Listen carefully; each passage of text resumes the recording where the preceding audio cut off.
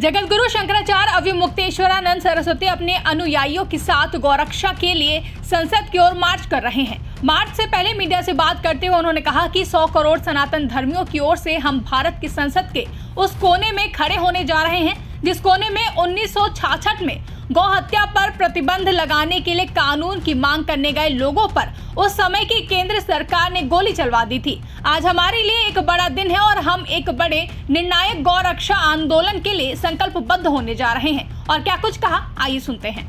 आज गौ रक्षा का संकल्प 100 करोड़ सनातन धर्मियों की ओर से हम भारत की संसद के उस कोने में जाकर के खड़े होकर के लेने जा रहे हैं जिस कोने में कभी 1966 ईस्वी में गौ भक्त समवेत हुए थे और उनके ऊपर उस समय की केंद्रीय सरकार ने गोली चला दी थी।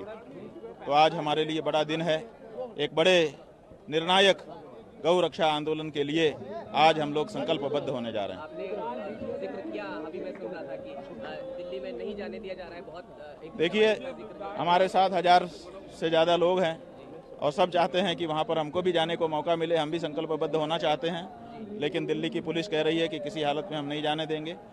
हम लोगों ने टकराव का रास्ता छोड़ा है, वो कह रहे हैं कि 20 लोग आप जाइए, हम 20 लोग जा रहे हैं, लेकिन जिस समय हम लाखों की संख्या में इकट्ठा होंगे उस समय कैसे रोकोगे? अभी तो हम संकल्प लेने के लिए जा रहे हैं, इसलिए अभी हमने मान लिया है। आगे का थोड़ा सा बता दीजिए। ये तो अभी शुरुआत, क्योंकि आप कह रहे हैं कि कानून की मांग है, तो अभी लंबा रास्ता है। जो लंबा रास्ता है उसको हम लोग तय करेंगे। पूरा देश जब खड़ा हो जाएगा तो सरकार तो देश के लोगों के द्वारा ही बनती है ना, तो बिगड़ भी जाती है। आपने भाई और कसाई वाला एक पार्टियों का, वो भाई कसाई की घोषणा कल पार्टियों की करेंगे हम। 2 सूची बनाई जा रही है।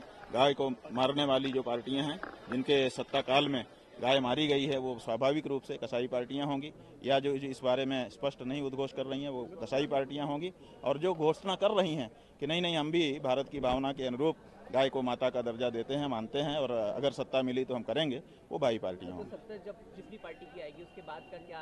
जिस भी पार्टी की सत्ता आएगी तो सत्ता के सामने देश के लोग खड़े होंगे, यही तो बात है। और आपने कहा लद्दाख से भी आए हुए वांगचुक, वहाँ पर भाई वहाँ पर वांगचुक नाम के बहुत बड़े विद्वान हैं, बड़ा अध्ययन किया है उन्होंने, वो पूरे लद्दाख को समझते हैं और उन्होंने पहले अपनी चिंता वैज्ञानिक रूप से सबके सामने रखी, फिर उन्होंने सम्मेलन किए, लेकिन उनकी आवाज़ को जब नहीं सुना गया, पूरे लद्दाख की जो संपदा है, भू संपदा, विशेष करके वन संपदा, पर्यावरण की संपदा, उसको बड़ी बड़ी कंपनियों को दिए जाने का जो कुचक्र चल रहा है उसके विरुद्ध वो खड़े हुए हैं और इस समय आमरण अनशन पर हैं।